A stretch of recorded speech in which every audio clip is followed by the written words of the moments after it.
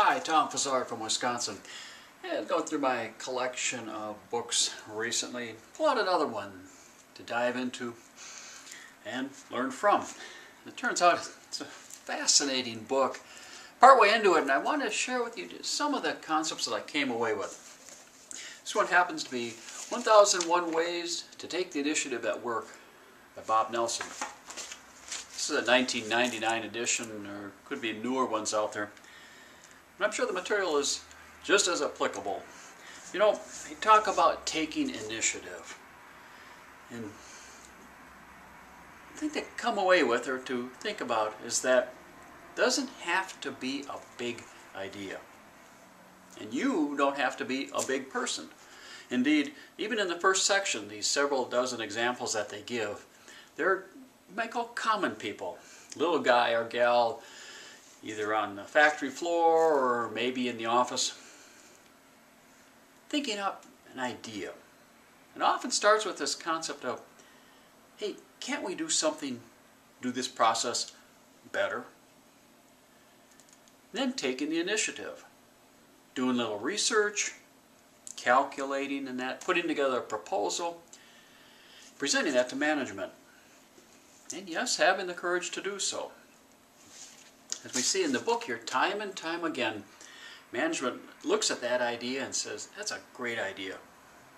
Rolls it out, and things are better in the long run. Little things can make a big difference. There are a number of examples in the book here. I wanted to pull out one that's kind of interesting, primarily because it involves such a large corporation. A little bit of a side note. In this case, we're talking about the Clorox Company. Again, this book was published in the late 90s.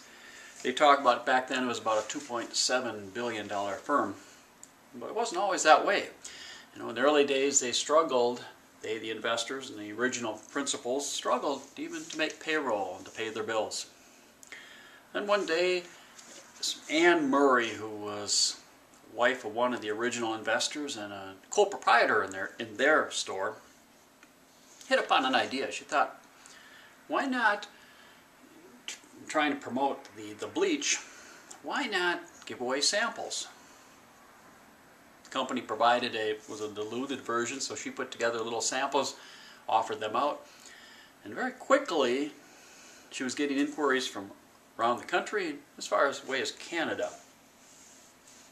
The company liked the idea and adapted it as one of their main marketing tactics.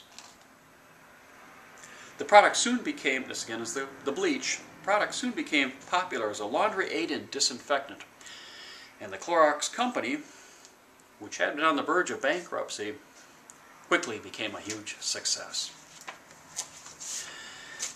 As you're trying to decide what to do and how to take the initiative, things to work out, the book points out that it's important to set goals. Here are some that they suggest as you drive toward that end result. They're few in number and specific in focus. Not too hard, not too easy. You'll often have a team. You want to make sure your goals are mutually agreed upon, that everybody has buy-in. They're focused in the right direction, in the same direction. Your goals are visualized and written down. And finally, as you develop your action steps, ask yourself, what action or actions will have the greatest impact? Think about your company, your position. Are there any things that you'd like to see done differently? It could be a little thing. Remember, it doesn't have to be a big one. Take the initiative. Do your research, do a little calculating, put together a proposal, and offer it to management. You never know what might become of that. This is Tom Fazzard from Wisconsin saying, good luck on your initiative.